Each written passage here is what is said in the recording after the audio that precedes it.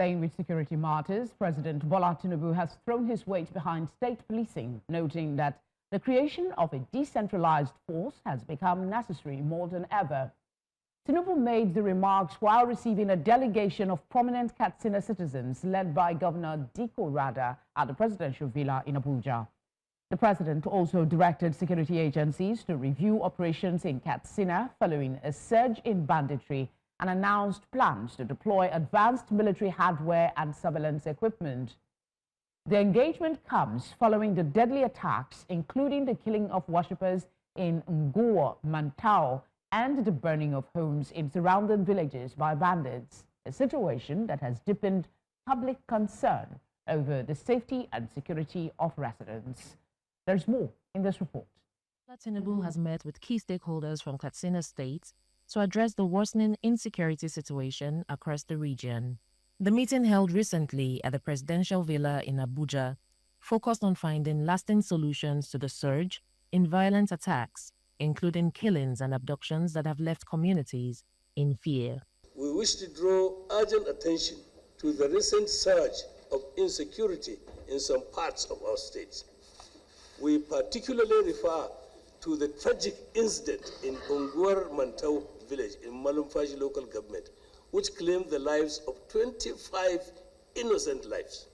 Directed all the security agencies to energize further, to look at the strategy again, additional deployment of air drones, and if they have to shift movement in between Katsina and other boundary areas, they should do so. And they're going to give me a feedback by tomorrow. The talks come in the wake of a recent attack in Nguwa, Mantao on August 19, 2025, where armed bandits stormed the mosque, killing scores of worshippers, kidnapping others, and setting homes ablaze in a nearby village. My addition to this, in building local communities, we need to build their capacity, skill acquisition at various levels is urgently needed in order to curb this unemployment. On the security, Mr. President has committed himself that there is going to be an increase in the number of troops that will be deployed in the state and assets for the military, and also he has promised intervention with air power. The government says it is working with security agencies to bring an end to the bloodshed in order to protect the lives and properties of citizens. In Abuja, for News Central, Bettina Unwili. Many thanks, Bettina. Security analyst Dr. Dixon Osagie joins me now for this conversation of national importance. Thank you very much for being here. Let's start with the president's reaffirmation of his commitment to continue to fight insecurity. And I mean, he talked about strategies and overhauling of that in Katsina, considering what has happened in recent times. Talk to us about your assessment of what he has done in his time in the presidency that compels some sort of confidence in the affirmation he's given on the fight against insecurity. Oh, thank you very much. I think I really appreciate the position of the president and the stance, because one thing is all about speaking and another is about action. And I think he's trying to put action in place instead of speaking and talking. You know, Nigeria have been suffering from this multi-dimensional security threat simply because we've not had an efficient strategy to, deal with these criminal elements bedeviling our great country, Nigeria. From the east, west, and north, we've come across various forms of criminal activities, from kidnapping to banditry to terrorism, assassination, and various formation of crime. And they've seen Nigeria as a vulnerable place to commit this crime and go scot-free, capitalizing on our vulnerable borders and also taking shelter from the government space. So the president himself has called the service chief on various occasions and gave them a marching order to ensure they bring this criminal element to justice and eliminate them from our territorial space. But still, we are suffering from multi-dimensional threat and attack of our people every day and now, and that is a good time for us to commence this is a good time for us to commence the state policing. as the president has advised, that that is the way to go, because previous administration have tried to debate this, and there's no result from this debate. So I think he has come on board to advise on this debate, and that tells you that the section 214 of the 1999 Constitution will have to be abolished if we have to go by state policing, because that Constitution, that section states that there will be no any other police force in exception of the Nigerian police. So if that state policing is coming to stay, then the section 214 will have to be abolished. State policing as regards what he said, but let's talk about these suspects that have been arraigned, because for a while now, a lot of persons have been saying, how come there's been, it looks like nothing is happening in terms of justice, arrests, some sort of prosecution in the cases happening in Benue particularly, and Plateau State. What's your thought on these suspects that have been arraigned by the government and the accusations against them? Is it enough to assuage the concerns about, you know, nabbing people and getting culprits to pay the price?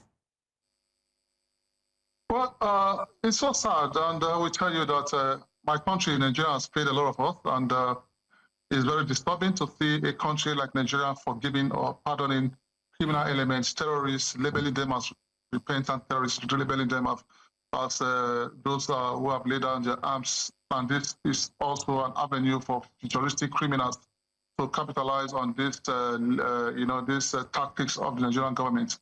From a while ago, a few years ago, the United Arab Emirates released some list of terrorism sponsors, and the federal government were unable to, bring them to book or, name and shame them. And we've debated this on various fora that we need to name and shame these people that are sponsoring terrorism. We cannot go after the fighters or after, the guys on the boots. You need to go after their sponsors, go after the head of these people. But now this suspect that were paraded today is not it's not an achievement, because the number of people that have been killed within the Nigerian space is very, very disturbing. And we're parading about 9 people. Let's see how it goes. Speedy justice is another issue we have. We could see what happened between the Finnish government and Simon Ekpa, how they carried out the speedy judgment. Pre-trial processes took them about 3 months, and the execution order was given. An order was given for him to be detained and locked up for 6 years. That tells you that the Finnish government has an effective judicial system. Right. One of the major problems we have in our country is crime and punishment. If we don't have an effective punishment measures in place, crime will keep on flourishing, and that is where we are today in our country. Crime will flourish in the absence of punishment. Okay, let's take a thought quickly before we go to the state policing conversation. The president talked about enhancing the capacity of forest guards in Katsina. What are your thoughts about using forest guards as, one of the measures to fight insecurity in that state with what we've seen in recent months?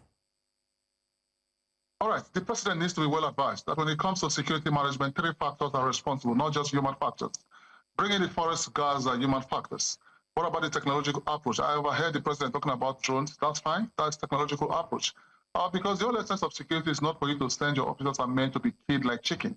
It's for you to send in drones to carry out the surveillance activities within the enemy suspected position, and then you can send in troops or send in some beautiful bombardment and take out this enemy threat. So for me, the establishment of forest guard is also very important, because our forests for a very long time has not been manned by technological manning and the human manning. All right. And that is why most of this terrorist group, pass through that vulnerable areas and take that area as their shelter. So the forest guard is a welcome development. All right. Let's talk about what the president said about state policing. He reminded everyone that as of February 2024, a committee was set up. States were supposed to bring in their reports. So far, as of March, unless I'm wrong, as of March, 20 states were still outstanding with their reports. And he mentioned that. But is there something that the presidency could do to hasten the efforts towards state policing, perhaps compelling states to bring their report so that the committee can do a holistic job?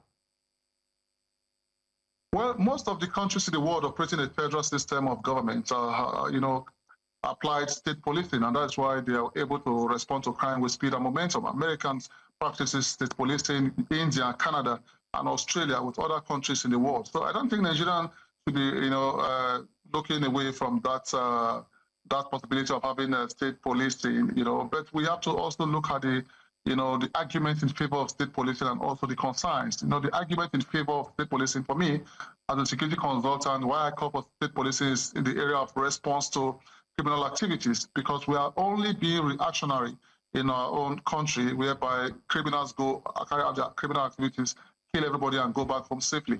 But state policing will not allow them to go back home safely. That is very important that we understand that the responsive measure is going to be swift.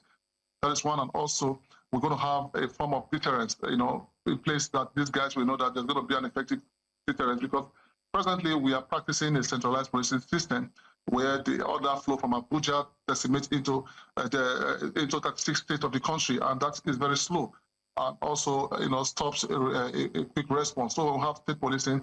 It's going to be good. But the argument, the concerns about the state policing is the abuse, so that the politician will not abuse that. So for us to have an effective state policing, the government needs to have an effective structure in place. Dr. Sage,